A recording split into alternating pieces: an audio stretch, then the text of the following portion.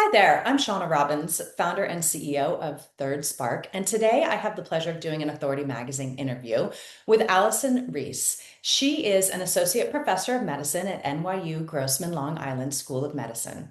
She's an internal medicine physician, an educator, and a molecular biologist who studies the causes and treatments of inflammatory disorders, including Alzheimer's disease and other forms of cognitive impairment, cardiovascular disease, and rheumatoid arthritis disorders. She received her medical degree from SUNY Downstate and completed an internal medicine residency at Rutgers. Thank you for being here with me today, Allison. I'm so beyond thrilled to be able to talk to you about the things that I think are really important for women to learn about sleep, insomnia, brain health, all these important factors. Shauna, it's so good to be able to speak to you. I know you work so hard to bring thoughts and ideas about women's health to the public and about health issues in general. And I'm so glad that you wanted to talk to me and happy to have this opportunity. So thank you. Oh, great. Okay, so let's dive into it. Why don't you give me a little bit of your kind of origin story, your background of how you got involved in all these amazing things that you're doing? I really started as a child being really excited about medicine and science, and I just loved it from a really young age.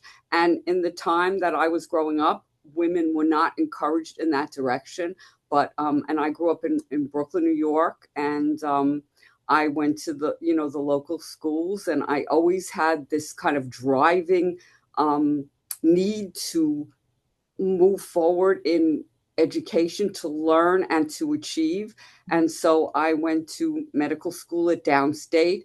But I knew that even though I wanted to be an internal medicine physician, I wanted to have all of the background to practice medicine. I did not want to just be confined to that office practice. I wanted to be in the world of discovery, of learning and finding new things, because I guess in a way I kind of get bored and restless if I'm doing only one thing over and over. I like to be in the world of discovery. So I went from my medical degree and getting my internal medicine background so that I could practice and see patients, to then training in the science of how to do the research and how to answer questions. And that combination for me is magic, because I can bridge the gap from the basic wet laboratory experiments to the bench to bedside studies.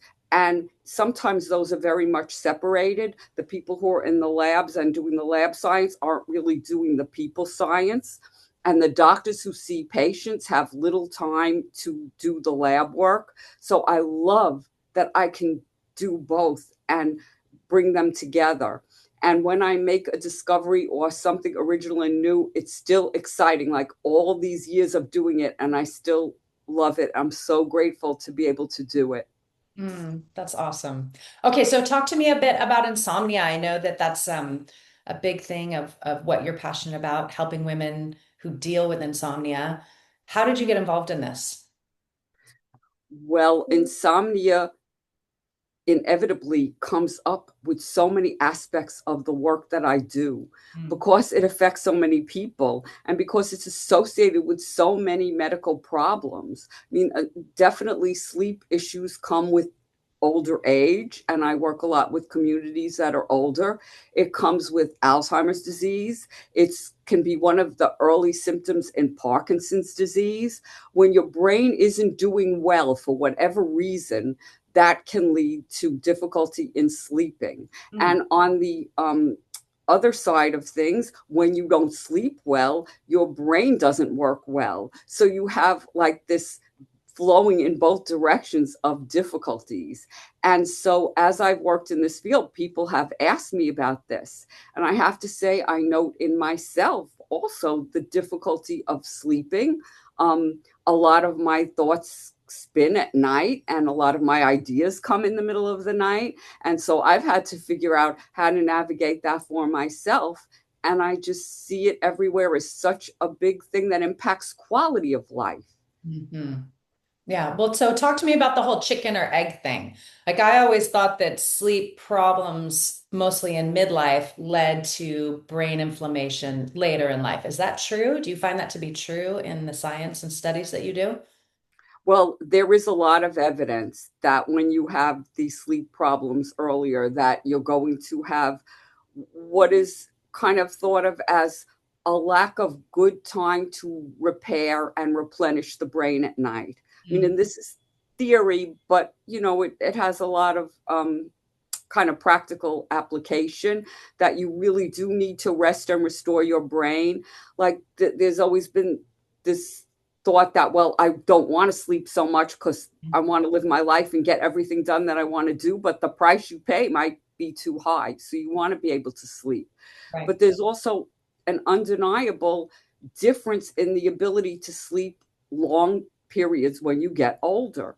Mm. And so we know that this lack of sleep leads to not functioning as well. And so it really goes both ways. It can also be an indicator that some onset of some illness is coming when you don't sleep well. Your brain needs to be in a very nourished environment to sleep well, which means your whole body health is important to your brain. People with heart problems don't sleep well. And of course, the one of the key problems is when people have sleep apnea and they're not sleeping well and they're not getting oxygen to the brain, which can accumulate damage to the brain. So this is a very complex interwoven field of the brain being harmed and the harm to the brain causing difficulty in your life activities. Hmm.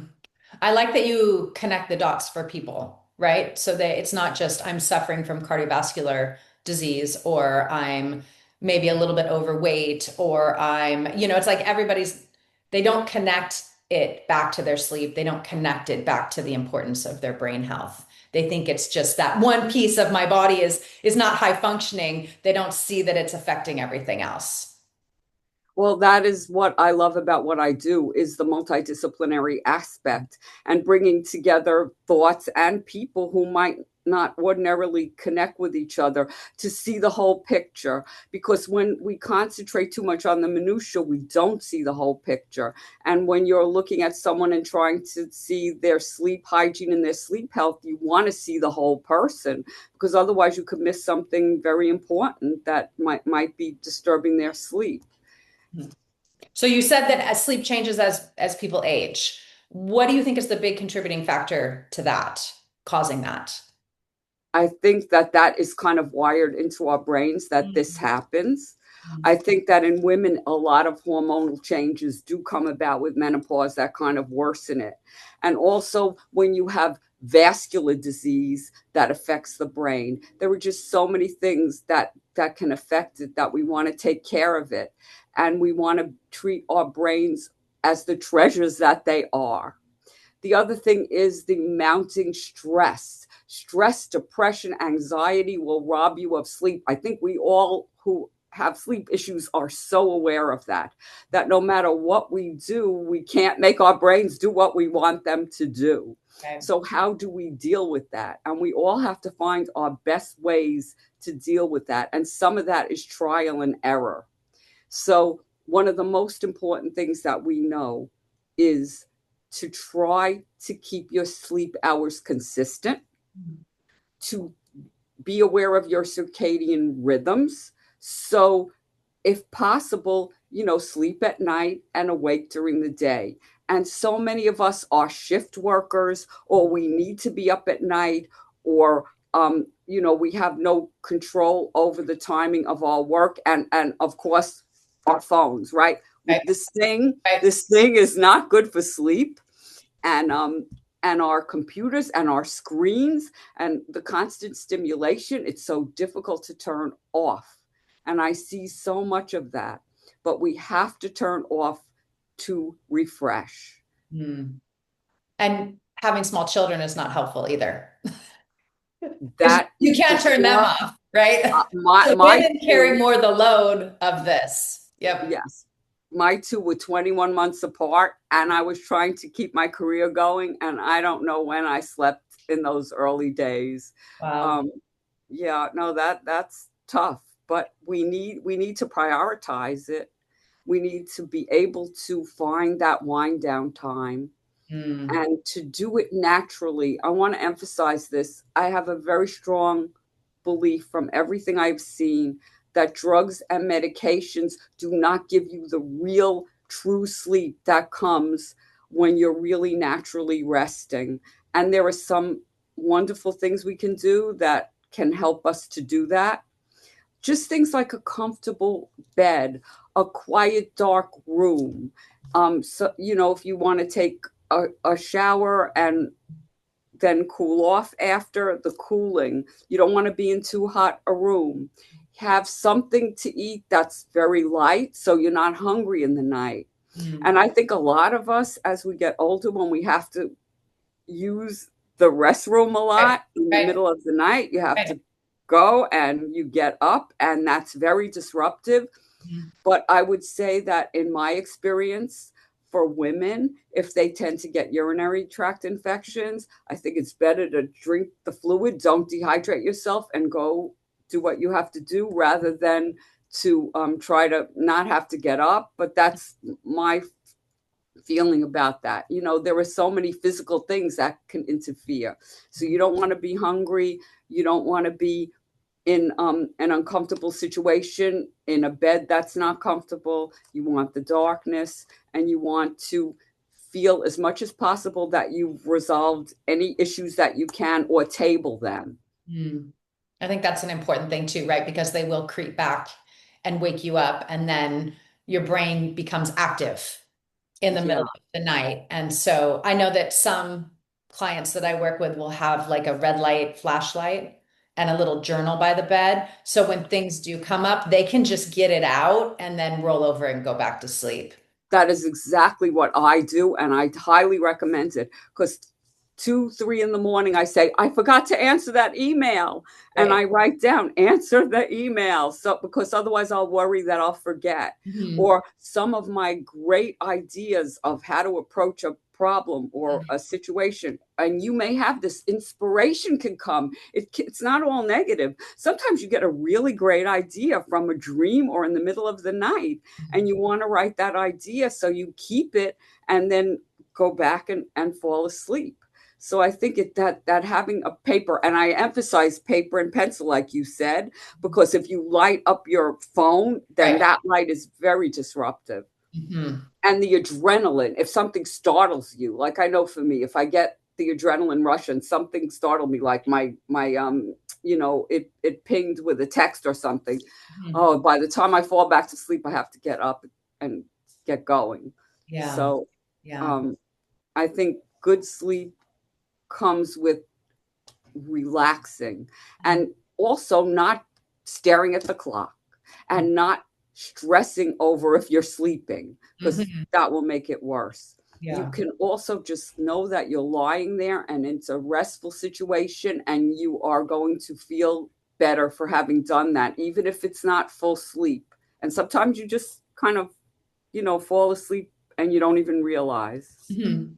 Yeah, you have one of those piecemeal nights where you're like 3 hours here, 2 hours here, maybe another REM cycle right before you wake up. Um, I like that you brought up the idea that information can come in the middle of the night because the brain is receptive to solving problems, right? It's sleep. The idea that when you sleep, nothing is happening in the body is such a misnomer because the brain is working while we're not consciously aware. And not only, like you said, cleaning itself and regenerating itself, but also REM is solving problems for you. It's this great, I kind of find it to be sort of a power time for a lot of women that might have things that they need, I don't know, just clarity on. And then it comes, unfortunately, in the middle of the night. But if you have a way to capture it and then fall back asleep, I think it's one of the best times to get information. That is so insightful what you just said. I do think that while we're resting, we are trying to solve our problems that maybe during the day when we're harried and everything is going on, we just can't do that and it's shelved. But then in the night, it comes back because it's in there kind of, um, you know, intruding on you and you need to figure it out, and you will. And then you can feel like, yeah, my brain could really do some cool things, even if I feel like I didn't get the good sleep I wanted. But, something good came of it. So I like to kind of put the best spin on things and be a little philosophical, because just sometimes you just can't sleep. What are you going to do? Yeah, I mean, you can fight about it, you can worry about it, you can stress about it, or you can, like you said, just accept it and try to find a better way to support the system because insomnia is a whole body system issue. It's not just a sleep issue. It is. And your body understands what's good for you, which is one of the reasons that if you want to sleep well at night, you should not be sitting sedentary all day, right? This is very clear. Get up and move, exercise, get fresh air, all the stuff we were told as kids, get out there and keep yourself in shape and try your best to be physically active, because then you will be truly tired. Mm. And also the eating habits. Back to the things that I talk about with brain health. Mm. Processed foods are our enemy. Tons of sugar and fat are not good for us. Eating a good, healthy, balanced diet with all the colors of the rainbow and things that you truly enjoy will really be wonderful for all parts of you. Nutrition is so important. Mm. And vitamin D, I always have to talk about that. It Okay. seems to be just so pervasive that we have low vitamin D, because most of us are pretty good about sunscreen, or we're not outside in the sun. And if you don't make vitamin D from sunshine, it's really hard to get it out of foods. And I think that there are very few things I would say you need to take it in the pill form, like the vitamins, everything should be in your food. But vitamin D is a true challenge. So that's the only one I really say, well, we might need to take it. And as we get older, we don't absorb it as well, even in the pills. So it's good. It might be a good thing. But Mm. of course, we should all check with our doctors first. Right, right. Oh, that's great advice. Well, thank you for joining me today. I really appreciated this conversation. I think that you gave a lot of really helpful tips and wisdom, especially for women who are struggling with their sleep. Just knowing that they're not alone, knowing that someone like you, of your stature, knowing that you're studying this and you're, researching this, you still struggle, right? It's just such a relief to feel I'm, that, you're not alone if you're struggling with insomnia. I'm just a person and a woman just like everybody else. And I just like to put my mind to things. And I, again, thank you, because you get the word out. Because the things that we're doing or trying to give advice to be helpful, it's no good if nobody hears, and it's no good if it's just in some obscure journal that only a bunch of highly specialized people will read. That's not going to really benefit the way that someone like you has the power to do. So thank you. It's really such a pleasure, and thank you that you're dedicated to doing that, because it's a big challenge. I know that. Well, it takes a village. Yep. All right. Thank you, Allison. Thank you so much.